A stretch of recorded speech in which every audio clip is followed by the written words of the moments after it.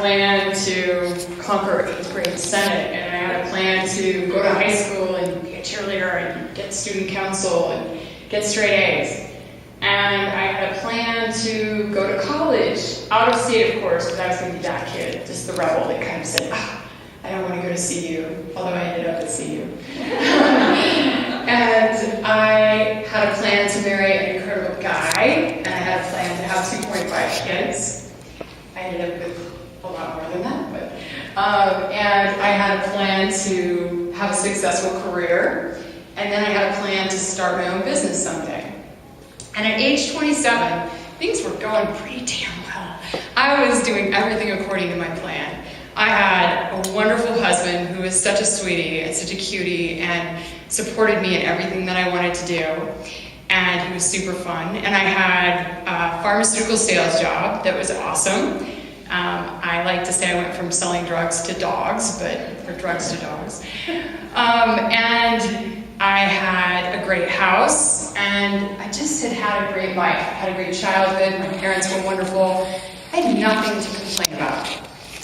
But did you guys, I think you've heard of a guy named Mike Tyson. He's an incredible philosopher / boxer. And he said, a plan is great until you get punched in the face. And unfortunately, I got punched in the face the first time on May 14th, 1994.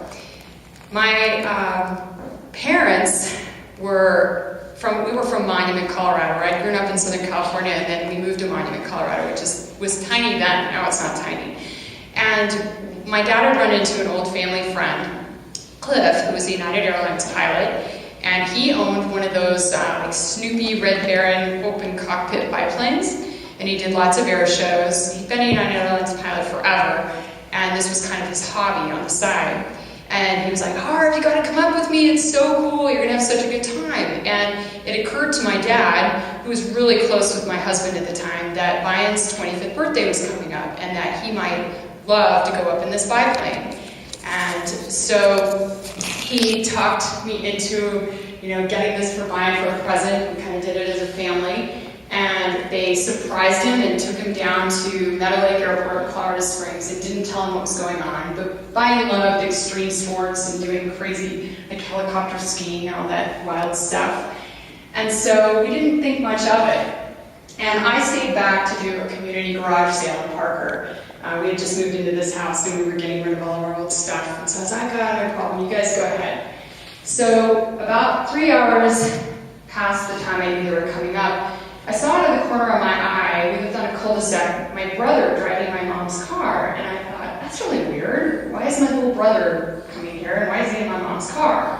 Well, he had been home from college at CU, and he was home for the weekend in Monument, and he got the call that unfortunately the plane had done all the stunts and everything had gone pretty well, but at the end they were doing a flyby over my folks and the plane crashed into the ground and killed both Mayan and Cliff instantly.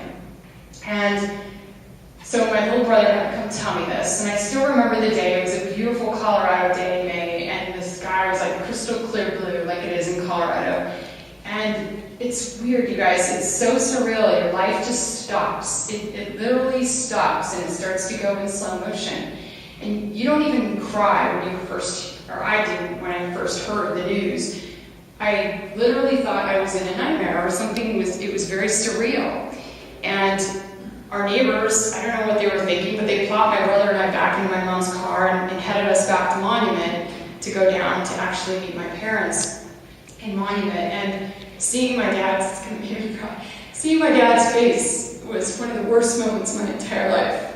The crash was bad enough, but knowing that my dad felt responsible and it's something we still deal with in our family years later. But anyway, it obviously was devastating to me, to my family. My life completely changed, and my perfect life went to really a struggle to find out why I was here and what was going, like what I was supposed to do. And suddenly my job wasn't important, the house wasn't important. But what was important were my two little furry friends that were sitting at the bottom of my bed. They were two big mutts that I had adopted from the local animal shelters and from Boulder Humane Society and Table Mountain Animal Shelter that's now Foothills. And Nick and Winnie would just stare at me like, hello, get up, you gotta feed us. And take us out to go potty and all these things. And so my dogs were actually the key to getting me back into life and getting me up out of bed right after it happened.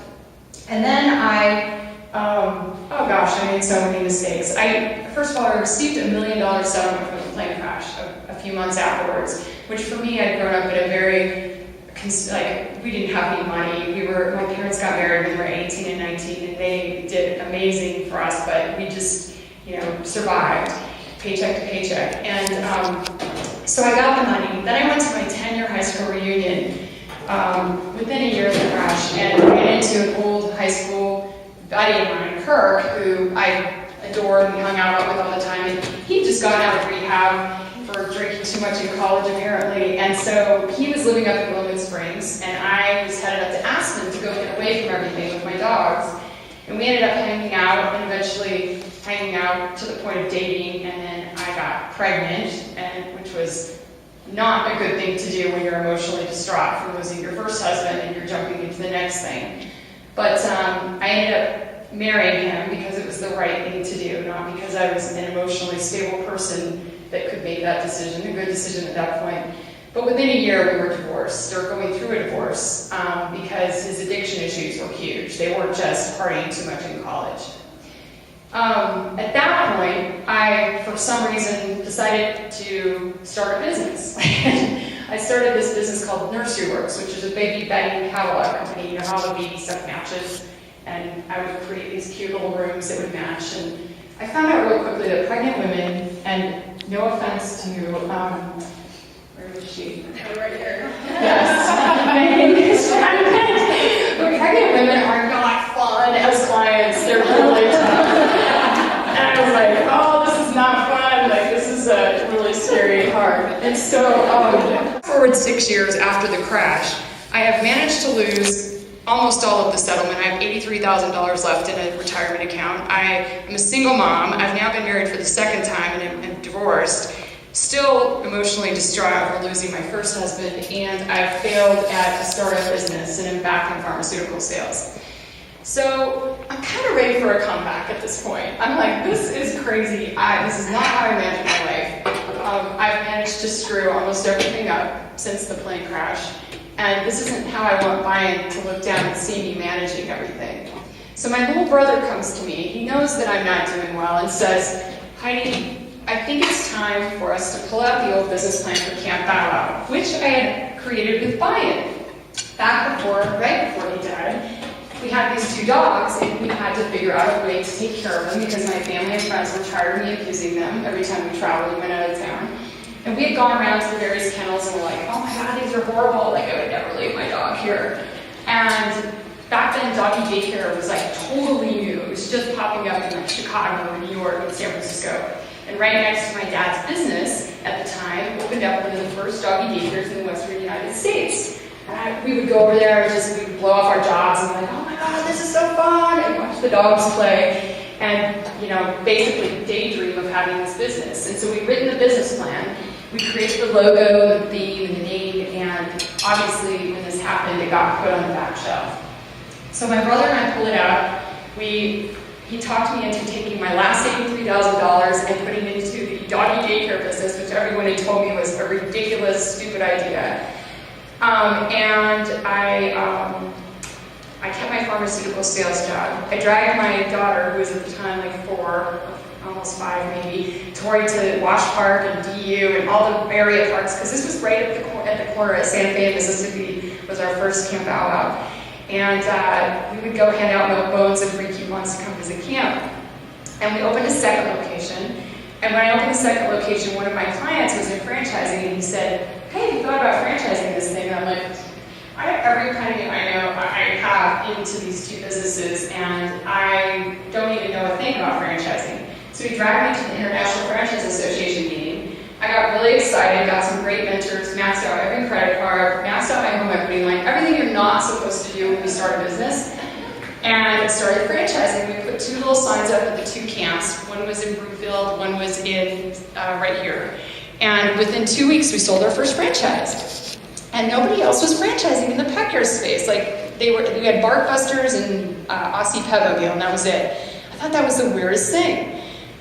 But it ended up being magical, and we grew very quickly for the first couple of years. Then, this one day, in the middle of the summer of 2005, the phones were ringing off the hook. And have you guys seen that commercial where they're standing around the computer and they get their first order and they're really excited, and all of a sudden the orders start going crazy and they're all looking at each other like, oh my God, now what do we do? And that's how this day was. Like, all of a sudden all these people were interested in franchising. And we found out later that we'd been featured on, this was back when America Online was a really big deal. We were one of the 3 stories that would rotate, and it was the next great franchise, and they had this picture of me with this puppy dog. And I was like, where did they get this? How did they do this? And apparently I sat next to this gal at this international franchise luncheon, and she picked up on the fact that I was a woman-owned franchise and put us up as this story. And we got 3,000 franchise sales leads from that one day. So we sold over 100 franchises in the next year, and it just went into super high growth mode until a lovely day in January of 2008 when I got a call from Comerica, the big financing company, that all of a sudden they said, we're backing out of franchise financing. Well, 80% of our franchises were SBA loans by Comerica. And all of a sudden, 40 of our franchisees had no funding, and they had paid their franchise fee, but we were obliged to help them get open. So just another up and down in my life, and we ended up getting through that. We focused on unit economics and really helping the people that were already open get better, and we grew the franchise and came back from the recession. And about 3 months ago, we sold to VCA, the country's largest veterinary chain, which was fabulous, for more money than I ever imagined Campfire would ever be worth, and it's been a really incredible journey. On the flip side, I was able to come back in my personal life by meeting Jason 7 years ago, and he was 10 years younger. I was like, hey, let's have a couple kids, and I'm like, I'm 40, and I have this business, like, I don't think that's gonna work, and I have a teenager on top of that. But we tried, and after several miscarriages, went through in vitro and had Holly, who's 5, and then have the twins that are 2.5 now, so my house is obviously mass chaos all the time. But at the end of the day, I stand here now, I'm really in a happy place, and I have an amazing family, and I was able to sell my business so that I'm still going to stay on as CEO for the next few years. And for those of you who have dogs, I'm going to keep out, I'm still going to watch them closely, make sure they're well taken care of. But it's freeing me up to do all these other crazy things that I want to do, and you know, make a difference in the world, not just for dogs, but for kids too, are my other passion. So people ask me every day, like, what is the secret? Like, how did you get past all of that? How did you make it through all of that? And I used to struggle with the answer. I didn't know. I was like, I don't know, I'm crazy or tenacious or something. I don't know. But the secret came to me in a really surprising place a few years ago. It was in my pediatrician's office. I went to take Holly for her 5-year well checkup, and the pediatrician, Dr. Buckman, who's up in Louisville, he wrote with 8 U's, if you guys ever read that. We call him the Godfather. And I'm like, God, Dr. B, like, kids are so struggling these days. It was about my teenager, actually, Tori, who was a senior in high school, and I was like, it's brutal. Like, they're all depressed, they're lonely, they're struggling, they're addicted to pot, they're, like, drinking.